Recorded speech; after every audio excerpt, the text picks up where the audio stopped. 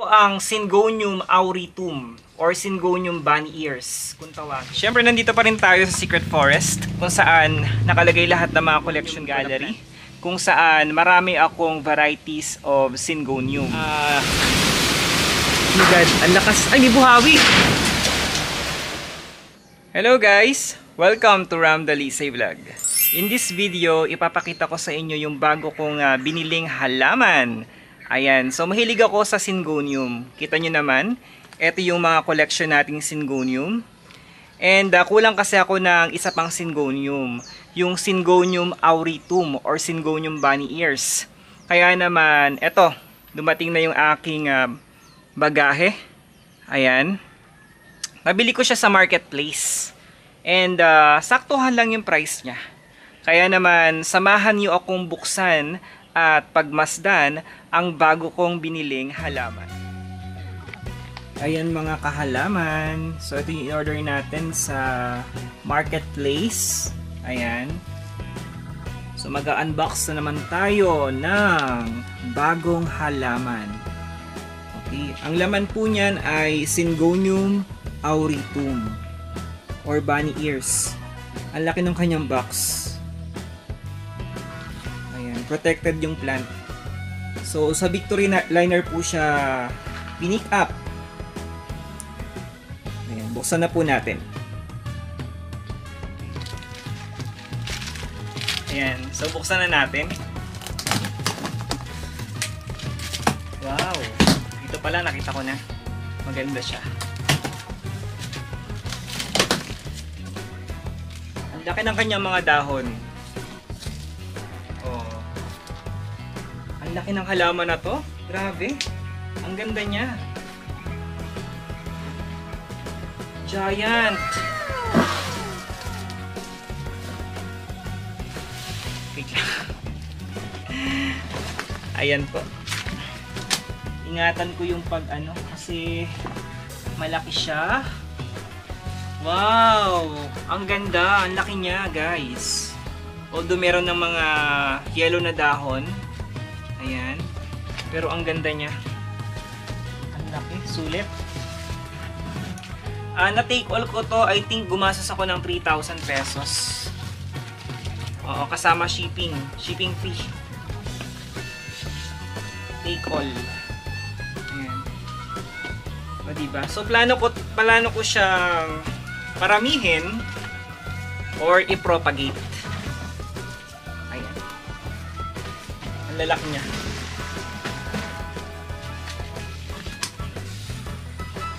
Ayan, pakita natin yung isang piraso. So ito ang Syngonium auritum or Syngonium bunny ears kung tawagin. And pangkaraniwang makikita siya sa mga probinsya and sa mga bundok, no? Meron ito nun. Ayan. So wala pa ako nito. Ang tagal ko rin naghanap nito dahil nagko-collect ako ng Syngonium. And dito sa amin medyo mahal siya. Meron akong isang napagtanungan, 2,000 pesos po yung benta niya ng ganito. Kaya I think jackpot na rin ako sa nabili ko. Na-take all ko siya ng 3,000 pesos. Sa sa marketplace, doon ko siya nabili. Ayan. Ang ganda-ganda niya, guys. Ang laki ng kanya mga dahon. Ayan. And madali lang tong alagaan. Ayan po. Syngonium auritum. Since okay naman yung kaniyang pot, maganda naman na yung kaniyang soil. Okay. So naalagaan talaga to ng maayos ng binilhan ko. Hindi ko na siya irerepat. Ilalagay ko na lang siya kasama dun sa mga plants ko sa collection ko. Ayan. And paparamihin. And soon, pwede na rin ako magbenta nito. Tanggalin ko naman yung kanilang mga dahon na kulay dilaw na. Para mas mag-focus yung plants dito sa mga bago niyang dahon. Okay? So, ayan. Tanggalin natin. Okay lang yan. Huwag manghinayang sa dahon kung lanta naman na yung dahon na. Okay lang po yan. So, yun. Meron tayong dalawang tinanggal. Yun muna tatanggalin natin. Then ito sa mga susunod na araw na lang. Ayan. So kung may nakita kayong magandang dahon, pwede na natin silang ikat. Since maganda naman yung pot, hindi na natin siya ire-repat gaya na sinabi ko kanina. And yung ganto, yung mga syngonium na ganto, depende yung price nila. Sa marketplace may makikita kayong 500 to 1,000 pesos yung price nila for this syngonium. Ayan. So pili lang po kayo ng seller na gusto ninyong bilhan doon. Marami naman po. And then papakita ko na rin sa inyo yung iba't iba kong klaseng mga syngonium. Siyempre, pipili ako dito ng gagawin kong collection. So napili ko ito, yung mas malaki. Ilalagay ko na siya dun sa mga syngonium ko. Syngonium collection. Ayan. Siyempre, nandito pa rin tayo sa Secret Forest kung saan nakalagay lahat ng mga collection ko na plants. And then, eto ang mga syngonium natin. Ayan. Ito yung tinatawag kong Syngonium Gallery kung saan marami akong varieties of syngonium. Ayan, pakita ko sa inyo isa-isa yung mga syngonium natin. Simulan natin dito sa taas. Dito po, ayan. So, meron tayong Syngonium Little Star. Syngonium Little Star. Ayan, ganyan yung kanyang dahon. And then, Syngonium Wenlandi. Ayan po ang dahon ni Wenlandi. And then, ito po ang ating Syngonium albo. Ayan, pricey rin po yan, no? Syngonium albo, ang ganda. Okay. And then, ito po ang okay.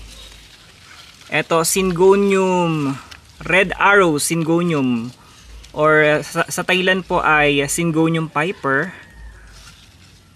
or Red Arrow Syngonium. And then ito po ang Syngonium Batik.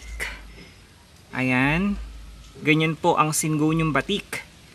And then Syngonium Angustatum, mga trailing na sila, o di ba mga kahalaman.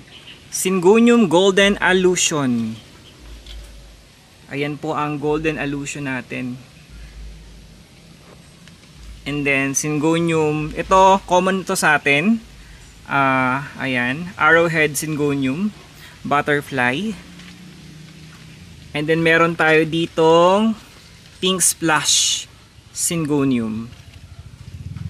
And meron tayong Pink Spot. Ayan, Pink Spot Syngonium. Trading na rin siya. Dito naman, ito ang Syngonium Robusta. Syngonium Robusta. Okay, baka malito kayo kay Syngonium Robusta and kay Pink Spot Syngonium. Si Pink Spot, ayan, meron siyang mga spot na kulay pink.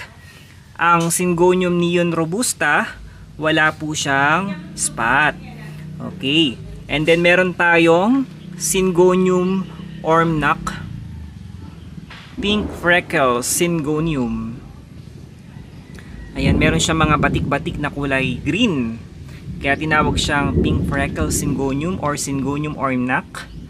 And then this one is the Syngonium Strawberry. Ayan. Ormnac. Syngonium Strawberry Ormnac. Ayan. Pink Strawberry. Ganda, no?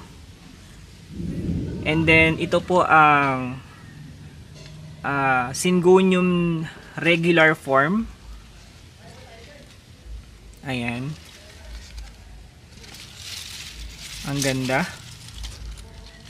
Or Syngonium round. Ayan, bubulog na. And then meron tayo ditong Strawberry Eyes Syngonium. Ayan, kung makikita nyo ang Strawberry Eyes, medyo dark talaga ang kanyang dahon, ha. Okay, dark. And then ito naman po si T21, kulay nagpuputi po yung dahon niya. Ito naman po nagpipink. Ayan, this one magpuputi pa to. And then, ito naman po ang Silver Holy. Syngonium Silver Holy. And Syngonium Christmas. Ayan po.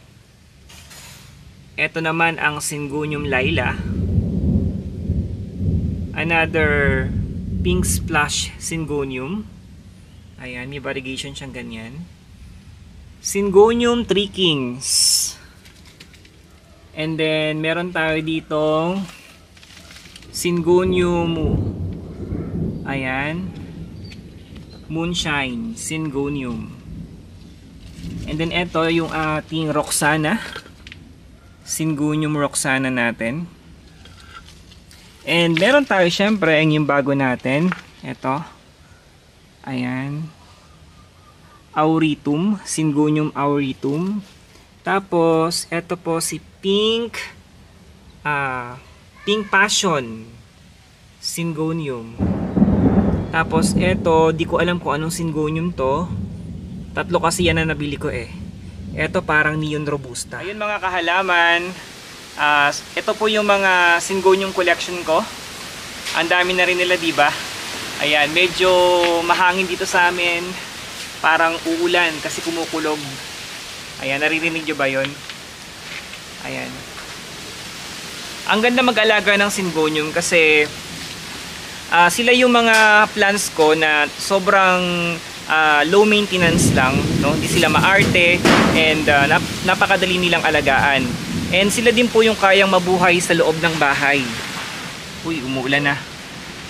Kaya po nila mag-survive kahit sa low sunlight po.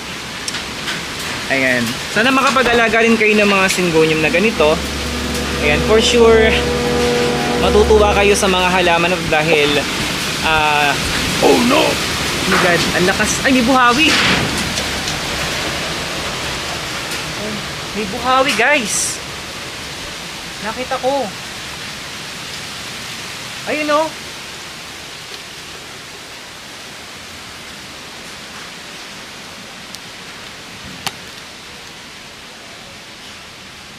May dumaang buhawi.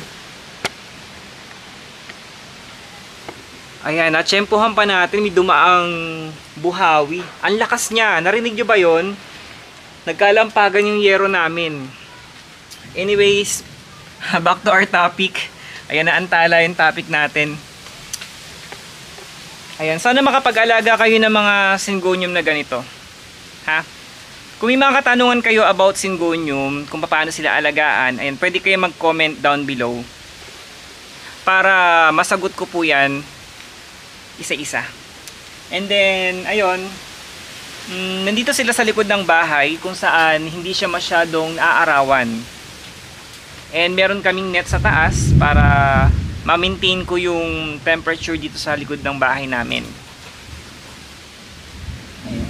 So kung magpaparami ako ng Syngonium, pwede na ako ditong kumuha at mag-propagate. Ayan, abangan nyo po yan sa ating live selling mga kahalaman. Sa page po natin, Mulberry in the Philippines, kung saan dun po ako nagbebenta ng mga plants po. Ayan. So I hope nagustuhan nyo yung ating video na ito about Syngonium. And kung meron pa kayong gustong ipagawa sa akin sa mga susunod nating vlog, mag-comment lang po kayo para mabasa ko yan isa-isa at malay nyo naman yung topic po na yan ang ma-discuss natin sa susunod. Maraming salamat po.